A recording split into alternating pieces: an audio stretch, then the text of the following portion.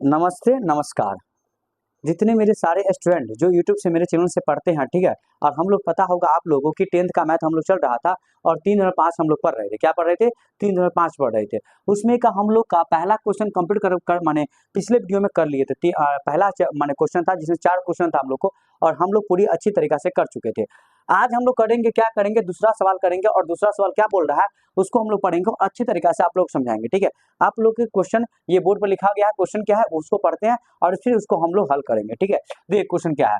दूसरा का पहला क्वेश्चन है, बोल रहा है कि ए और बी के किन मानों के लिए निम्नलिखित समीकरणों के युग्म के, ठीक है?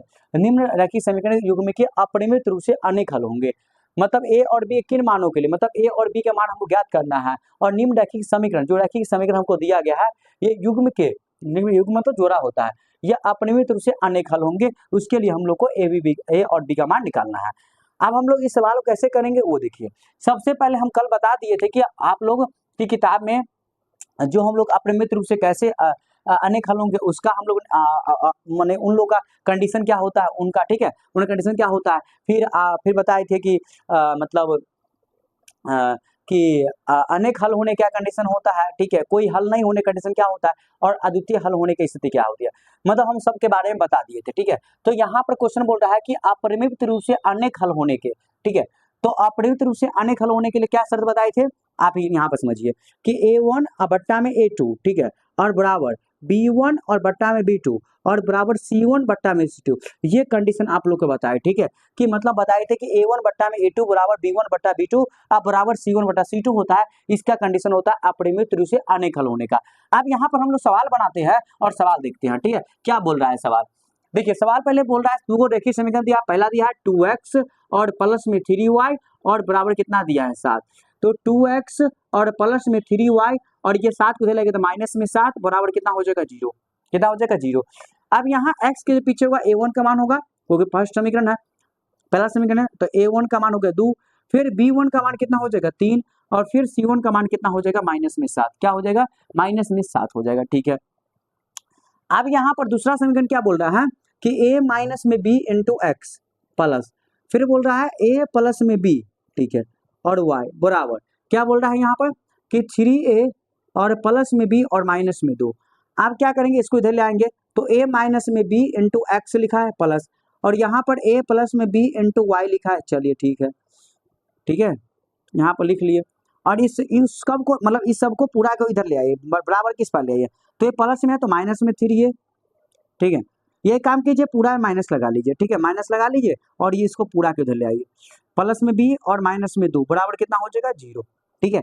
ये हम लोग का हो गया। यहाँ से अगर a2 का मान निकाले हम लोग, a2 का मान निकाले तो क्या होता है a माइनस b, एक्स के पीछे क्या है ये है और y के पीछे जो है वो b2 का मान हो जाएगा, तो a प्लस में b हो गया, ठीक है? समझ आ रहा है? फिर C2 का मान कितना हो जाएगा तो माइनस में 3a और प्लस में b और माइनस में 2, ये हम लोग का C2 का मान हो गया। मतलब सब का मान निकाले, A1 का मान भी निकाले, B1 का मान भी निकाले, C1 का मान भी निकालिए, फिर A2 का मान निकाले, फिर B2 का मान निकाले, C2 का मान निकालिए हम लोग, ठीक है? यहाँ तक हम लोग का हो चुका है। अब क्या करना है जो देखिए, अब सवाल में क्या बोल रहा है, सवाल देखते हैं हम लोग पढ़ के। सवाल बोल रहा है कि अपरिमित रूप से अनेक हल, जब इस सवाल को हल करेंगे उस कंडीशन पर ही करेंगे। अब क्या बोलेंगे यहाँ पर लिख लेते हैं कि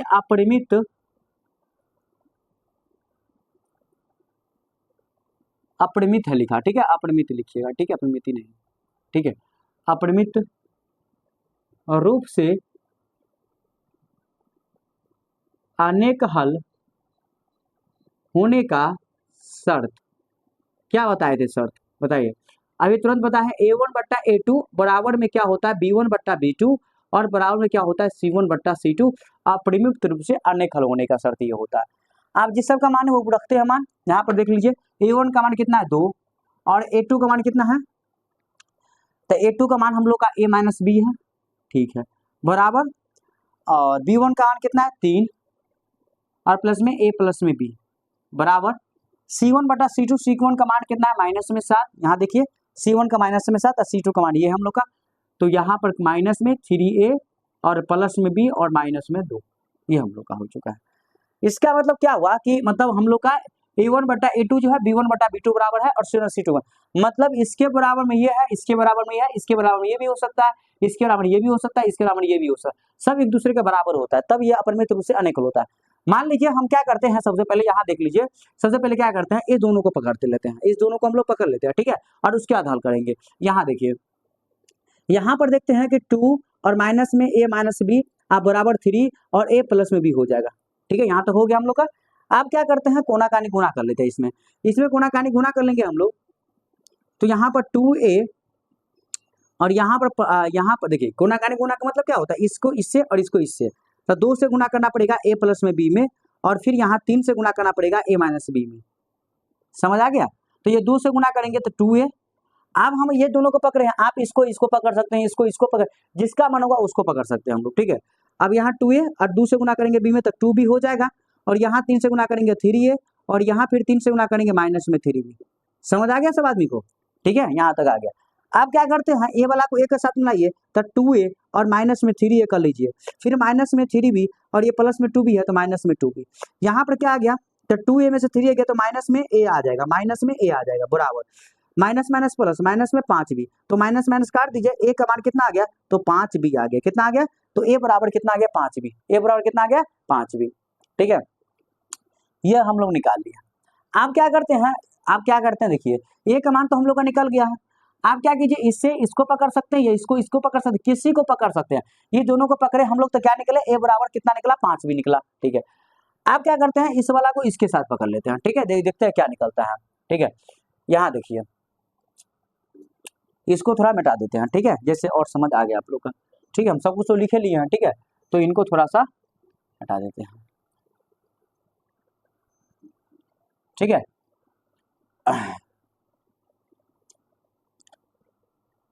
यहाँ तक हम लोग को निकल चुका है, ठीक है। अब यहाँ देखिए, आप इसको और इसको पकड़ लेते हैं, देखिए क्या है कि 2 बट्टे a माइनस में b और इक्वल क्या है कि माइनस में 7 और माइनस में यहाँ पर 3a, ठीक है, और प्लस में b और माइनस में कितना है 2। आप क्या करते हैं, गुना कानी गुना करना पड़ेगा, इसमें भी करना पड़ेगा, करिए गुना कानी, 2 से गुना करना पड़ेगा इसमें पूरा में, ठीक है, माइनस लगा दीजिए यहाँ पर, ठीक है, 3a प्लस में b और माइनस में 2, और यहाँ हम करेंगे माइनस 7 से गुणा करेंगे a माइनस b के साथ, ठीक है, माइनस 2 से, क्योंकि आप देखिए ये माइनस था ना, तो ये माइनस यहाँ पर आ गया, ठीक है, समझ लीजिएगा आप लोग, ठीक है, 2 से गुणा कीजिए तो 2 दूना 6, 2 से 3 के 6 आ जाएगा माइनस में, माइनस और प्लस, माइनस प्लस क्या होता है माइनस, तब b के साथ 2 से तो 2b, माइनस और माइनस क्या होता है प्लस, 2 दूना 4 आ जाएगा बराबर, यहाँ पर करेंगे तो 7a, मतलब यहाँ माइनस में 7a, और यहाँ पर करेंगे फिर से माइनस में प्लस, प्लस में 7 और b आ जाएगा, समझ आ गया, सब गुना कर दिए, ये 2 से पूरा को गुना कर दिए और 7 को जुम से गया। आप a वाला को a के साथ ले आते हैं, माइनस में 6a और ये माइनस है तो प्लस में 7a हो जाएगा, ठीक है, यहाँ तो हो चुका। अब यहाँ माइनस में 2b, ये भी वाला कितने लाएंगे तो माइनस में 7b और प्लस में 4 बराबर, माने बराबर किसी पर रहने दीजिए। अब यहाँ पर माइनस प्लस क्या होता है, माइनस प्लस क्या होता है, माइनस होता है, घटाएंगे 7a में 6a घटाएंगे तो प्लस वाला ज्यादा है तो मतलब a हो जाएगा, फिर माइनस माइनस प्लस मतलब 9b और प्लस में कितना आ जाएगा 4 बराबर 0, ठीक है, बराबर 0, क्या आ गया बराबर 0। इसको हम लोग समीकरण 1 मान लेते हैं, क्या मान लेते हैं 1, तो यहाँ पर लिख लेते हैं समीकरण 1 में से इसको समीकरण 2 मान लीजिए, ठीक है, इसको समीकरण 2 मान लीजिए, समीकरण 1 में से a का मान समीकरण 2 में रखने पर, समीकरण 2 में रखने पर ध्यान से देखते रहिए, मतलब a का मान जो आ रहा है ना a बराबर 5b, इसको हम रख रहे हैं समीकरण 2 में रख रहे हैं, ठीक है, तो a बराबर क्या करेंगे 5b आ रहा है, तो यहाँ कर लेंगे 5b और माइनस में 9b और प्लस में 7 बराबर 0 हो जाएगा। यहाँ 5b माइनस 9b तो कितना आ जाएगा माइनस में 4b और प्लस में 4 बराबर 0, प्लस और माइनस, माइनस 9b में से 5b हटाए तो माइनस में 4b आ जाएगा, तो माइनस में 4b और माइनस में प्लस में था उधर गया तो माइनस में आ गया, माइनस में कट गया तो b बराबर कितना आ गया 4/4 और काटेंगे तो 1, इसका मतलब हुआ कि b का मान हम लोग का कितना आ गया तो 1 आ गया, b का मान कितना आ गया 1 आ गया। आप b का मान समीकरण 1 में रख दीजिए, b का मान समीकरण 1 में रख दीजिए, ठीक है, आप b का मान समीकरण 1 में यहाँ पे लिख लेते हैं कि b का मान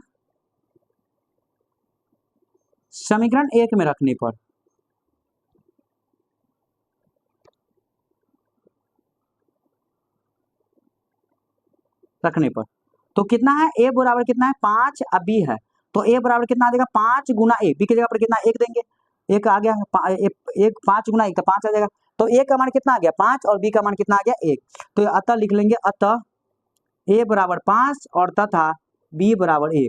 ठीक है, ये आप लोग का आंसर है। ठीक है, ये आप लोग का आंसर हो गया। ठीक है, तो समझ आ गया। तो पहला सवाल हम लोग बेहतरीन तरीका से कर लिए। क्या कह रहा था सवाल में कि ए बी का मान निकालना था, रैखिक समीकरण युग्म के 2 रैखिक समीकरण दिया था। ठीक है, और अपरिमित रूप से अनेक होने का शर्त बता रहा था, तो उसको हम दूसरा का पहला आप लोग को बता दिया है। ठीक है, और बहुत बेहतरीन तरीका से बताया गया है। ठीक है, चलिए तो हम लोग आप चलते हैं इसका दूसरा सवाल। ठीक है, अब दूसरा सवाल क्या बोल रहा है, पहले आप लोग इसको नोट कर लीजिए, उसके बाद हम चलेंगे दूसरा सवाल। ठीक है, चलिए यहाँ तो हो गया, समझ आ गया सब आदमी को। चलिए बेहतरीन, अब यहाँ चलते आगे चलते हैं।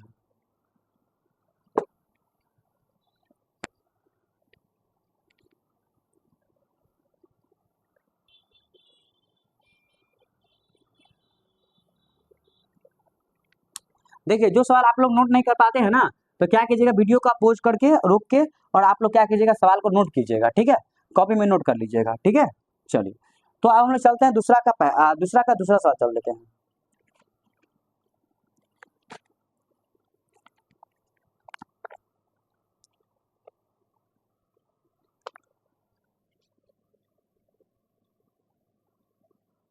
सवाल क्या है कि के किस मान के लिए, के किस मान के लिए,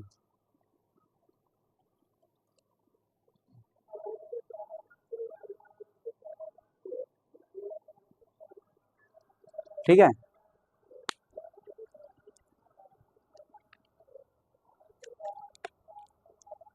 के किस मान के लिए, ठीक है,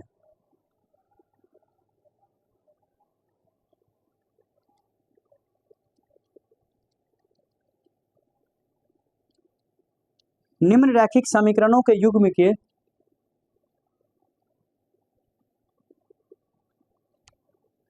ठीक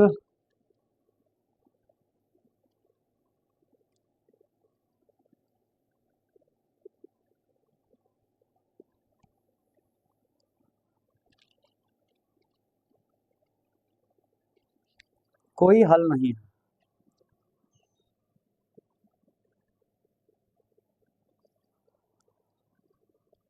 देखिए क्या बोल रहा है,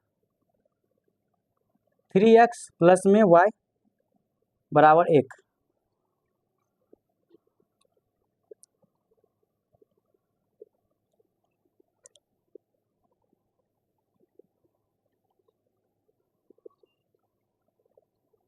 ये हम लोग का है। ठीक है, अब यहाँ पर देख रहे हैं हम लोग, ठीक है, इसको देख रहे हैं। आप बोल रहे सवाल क्या बोल रहा है कि देखिए क्या के किस मान के लिए, अब यहाँ पर के किस मान के लिए, जैसे पिछले सवाल में बोल रहा था ए और बी के किस मान के लिए, रैखिक समीकरण युग्म का कोई हल नहीं है, कोई हल नहीं है। अब उसने बोल रहा था अपरिमित रूप से अनेक हल, तो कोई हल नहीं होने का शर्त बताइए। पहले हम लोग क्या करते हैं, ए1 मतलब इसको थोड़ा हम लोग क्या कर लेते हैं, हल कर लेते हैं। इसमें 3x प्लस में y बराबर क्या है 1, सॉरी मतलब एक को इधर ले आइए, एक को इधर लाए तो माइनस में हो जाएगा 1, तो a1 का मान कितना हो जाएगा 3, फिर b1 का मान कितना हो जाएगा 1 और c1 का मान माइनस में 1 हो जाएगा। c1 का मान कितना हो जाएगा, x के पीछे क्या है 3 है, b के पीछे कुछ नहीं है तो y नहीं है, y है तो केवल 1 होगा, इसका मतलब 1 ले लीजिए। c के पीछे c क्या है -1 है तो पूरा -1 हो गया, और इसमें से अगर निकाले 2k माइनस में 1 इंटू एक्स प्लस के माइनस में 1 और इंटू वाई, और इसको इधर ले आइए, माइनस लाएगा 2k प्लस में 1 बराबर 0, तो इसका मतलब a2 का मान कितना हो जाएगा, तो 2k माइनस में 1, फिर v2 का मान कितना हो जाएगा, तो k माइनस में 1, c2 का मान कितना हो जाएगा, तो -2k प्लस में 1, ये हम लोग का c2 का मान हो चुका है। मतलब a1 का मान 3, b1 का मान c, c1 का मान कितना -1 और a2 का मान 2k माइनस 1, b2 का मान k माइनस 1, c2 का मान कितना हो गया कि -2k प्लस में 1। अब क्या करना है, बोल रहा है कि कोई हल नहीं होने का शर्त। अब कोई हल नहीं होने क्या शर्त होता है बताइए, कोई हल नहीं होने का, तो यहाँ देख रहे हैं, देख लीजिए, कोई हल नहीं होने का शर्त, कोई हल नहीं होने का शर्त बताइए क्या होता है, बताइए। तो हम कल पढ़ाए थे ना, a1 बट्टा में a2 बराबर में b1 बट्टा b2 और इक्वल टू नॉट c1 बट्टा c2, ये होता है शर्त इसका। A1 बट्टा A2 बराबर B1 बटा B2 होगा, लेकिन जो C1 बटा C2 है वो इक्वल टू मतलब बराबर नहीं होगा, ठीक है। तो हम लोग यहाँ देख रहे हैं। अब क्या करते हैं, सबका मान हम इसमें रखते हैं, ठीक है, सबका मान इसमें रख लेते हैं हम लोग, ठीक है, सबका मान हम लोग इसमें रख लेते हैं, ठीक है। आप देखिए A1 का मान कितना है 3, यहाँ पर 3 कर लीजिए। अब A2 का मान कितना है, तो A2 का मान क्या है 2 के माइनस में 1 बराबर B1 का मान कितना है तो 1, और B2 का मान कितना है तो B2 का मान कितना है के माइनस में 1, और C1 बटा C2, C1 का मान कितना है तो माइनस में 1, और बट्टा C2 का मान कितना है तो C2 का मान कितना है तो माइनस में 2 के प्लस में 1, ये हो गया हम लोग का, ठीक है। अब यहाँ पर तो ये बराबर नहीं होगा, तो इससे अब इसका मतलब ये आप लेके ही नहीं चले, कोई फायदा नहीं लेकर, क्योंकि ये बराबर नहीं, तो इसको इससे भी नहीं कंपेयर कर सकते, नहीं इसको इससे कंपेयर कर सकते, यही दूर से कंपेयर करना पड़ेगा, क्योंकि बराबर है भी नहीं है, ठीक है। तो इसको लेके कोई फायदे नहीं है, तो इस दोनों को लेके कब चलेंगे हम लोग 3 और 2 के माइनस में 1 बराबर 1 माइनस में के माइनस में 1। अब गुणा का नहीं गुणा 3 से गुणा करना पड़ेगा के माइनस में 1 में, ठीक है। फिर अब बराबर 1 से गुणा करना पड़ेगा 2 के माइनस 1 में गुणा करना पड़ेगा, ठीक है। अब 3 से गुणा करेंगे के में तो 3 के, 3 से गुणा करेंगे माइनस में 3, और 1 से गुणा करेंगे 2 के माइनस 1 से गुणा करेंगे 1 गुने 1 तो कितना हो जाएगा माइनस में 1। अब यहाँ पर हम लोग देख रहे हैं कि के वाला के साथ मिलाइए, के वाला को के साथ, तो यहाँ पर 3 के और प्लस में तो माइनस में 2 के और माइनस में 1, और ये माइनस तो प्लस में कितना हो जाएगा 3। तो इसका मतलब 3 के 2 के मतलब 3 के में से 2 के घटाइए तो के आ जाएगा, और बराबर ये माइनस प्लस क्या होता है तो माइनस प्लस क्या होता है माइनस होता है, 3 में से घटाए तो 2 और प्लस में 2, यही आप लोग का आंसर होगा, के का मान 2 हो जाएगा आंसर, के का आंसर क्या हो जाएगा